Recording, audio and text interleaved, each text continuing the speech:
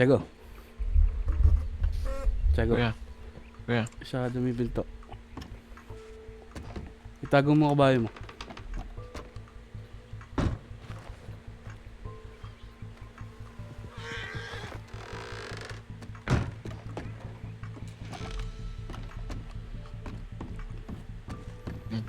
Kuya. Dumating na tayo sa ganitong punto. Ito yung matagal ko nang hinihintay na makalaban ng aking dati sinasamahan grupo. Sa mga nangyari kanina, hindi malabo bilang ng oras ko dito sa ibabang lupa. Sila ba yung mga kasama mo kanina? Yung mga pinaslang nyo? Ang mga pinaslang na yun ay kasapi sa sanduguan.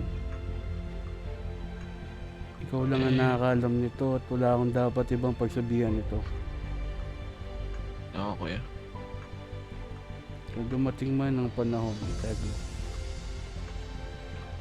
malayo na din ang aking narating. Dati, pangarap ko lang din na tumayo bilang mariskal sa isang bayan. Ngayon, nakamit ko na ang pagiging mariskal. At handa na din naman ako na nawala dito sa mundong ibabaw. Diba parang maaga yan, kuya? Diba paano si Pilipining Amadis? Paano din ako? Oh, iwan mo kami? Yung tono mo kasi parang nagpapaalam ka eh. Hindi natin alam, Tiago, kung ano mga posibleng mangyari kung kilala ko ang aking dating sanduguan. Kilala mo, pero pwede naman tayo lumaban eh. Kung sakasakaling ikay titirahin nila, di ba? Ay makikipagpalitan ng putok. Hindi naman pwedeng hindi kita pabayaan. Naiintindihan ko, Tiago. Lalaban tayo hanggat sa kaya natin. Dalawa kami ni General Basilio nasa sanduguan. Kami ang gumawa ng sarili namin desisyon kanina. Ako yung nagsasabi ngayon na kung ano man ang mangyari sa susunod na araw. Hindi nga susunod na araw eh. Baka nga mamaya. Diba? Hindi natin alam kung ilang oras lang kami dito. Baka nga wala ng araw eh. Hindi mo na din ako makita. Kung isipin niyo, kuya, dadaan muna sila sa akin bago sila dumaan sa'yo.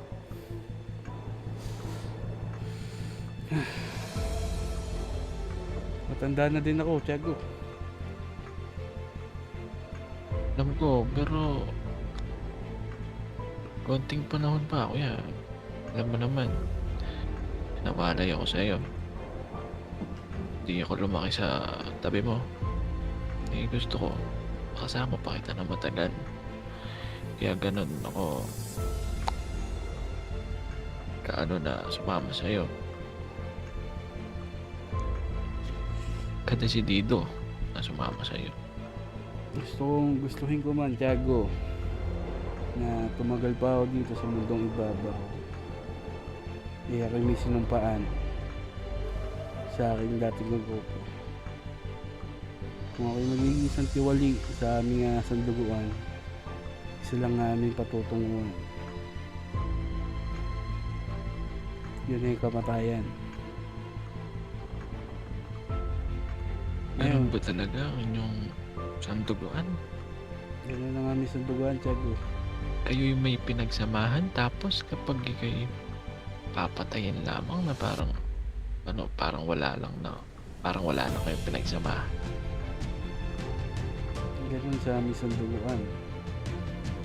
Yun ang sanduguan yan. Mas maigan na rin kung sakali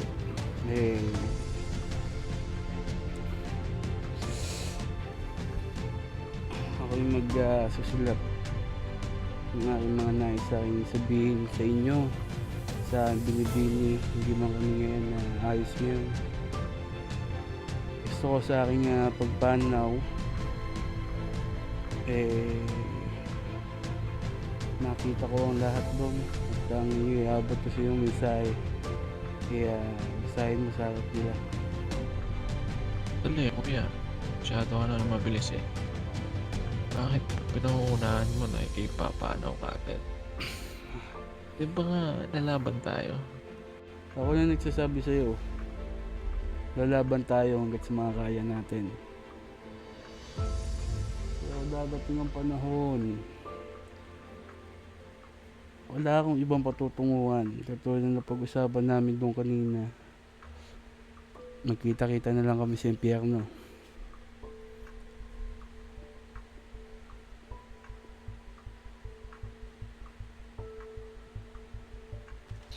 Nakakalungkot malaman yung bakit ganun pa ba yung bakit ganun yung sinalihan mo, kuya?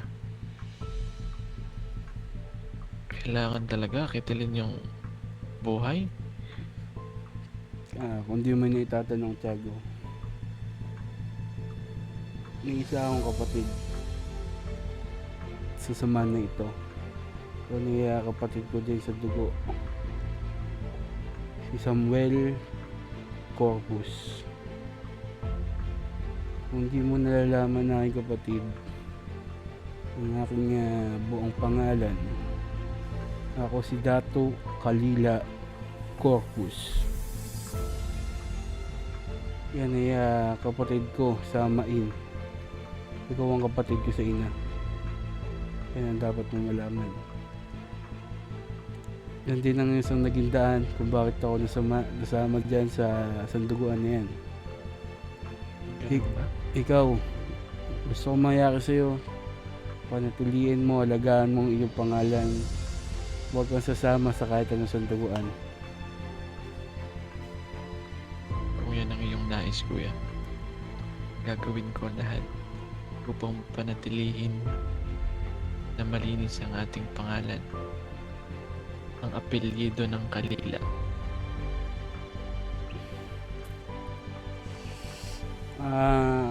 Siguro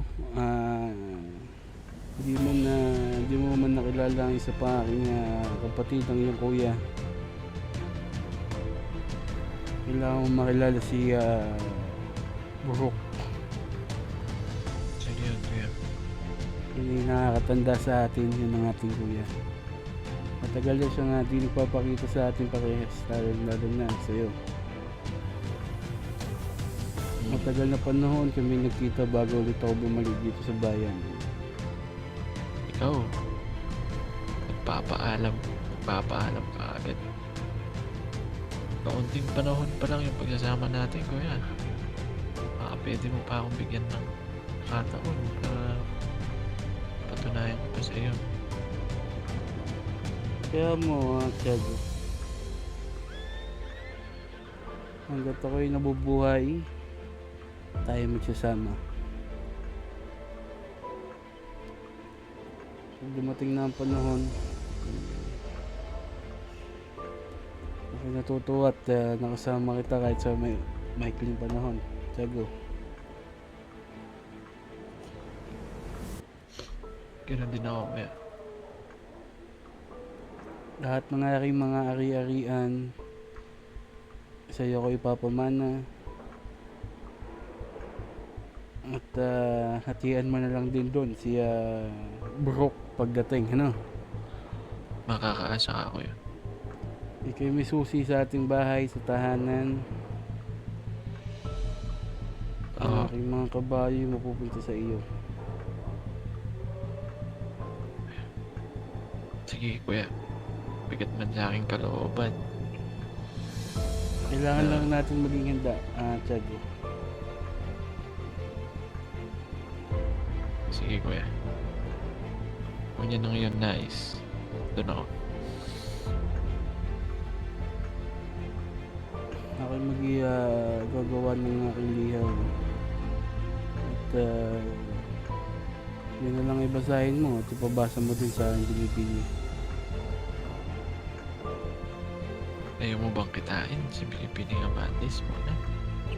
Bago ang lahat, bago mangyari yung inaasahan nating mangyari. Hindi Ayaw ko mo ba alam siyang kung kitain? makikita ko pa na Bilibili. Sapagkat siya yung nagliham din sa akin kagabi. Kaya hindi mo din alam. Siya yung nagpaalam muna sa akin at siya yung lilisan sa ating tahanan sa Kaliga. Hindi ko alam kung kailan siya magbabalik.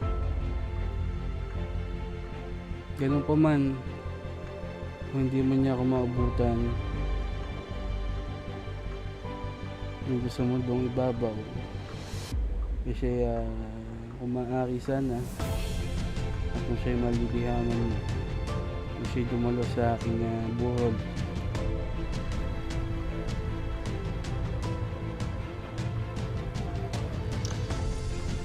At ilalahad ko sa aking isusulat at nais kong ipaabot na mensahe sa kanya. Sige kuya.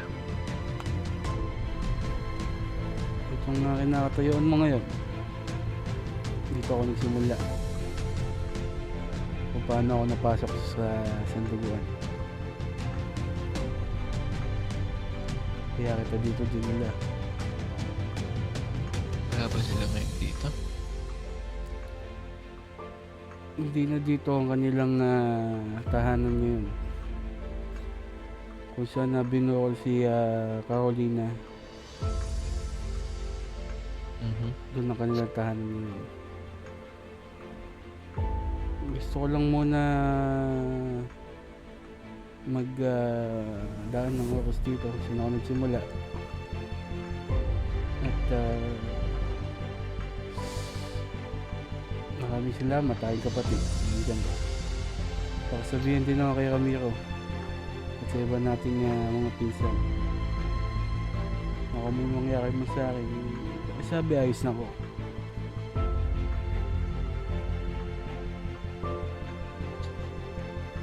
So sila Tano, Ramiro,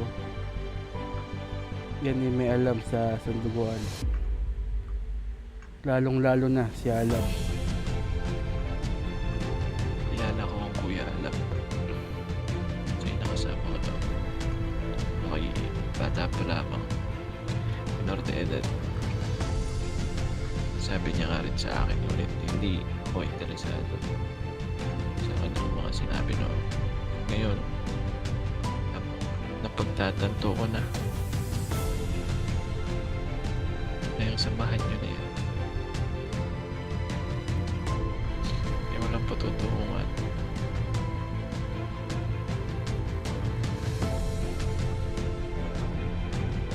Kaya yun, sinasabi ko sa'yo, kahit ano mo mangyari, ay ako nagpapasalamat at nandito kayo ni Ramiro at ang aking mga pinsan. Na wag kayong papasok na kahit anong kasanduguan. Susunod, kuya. Sa ating paglabas dito sa kwarto na ito, magsisimula na ang oras ko sa bayan.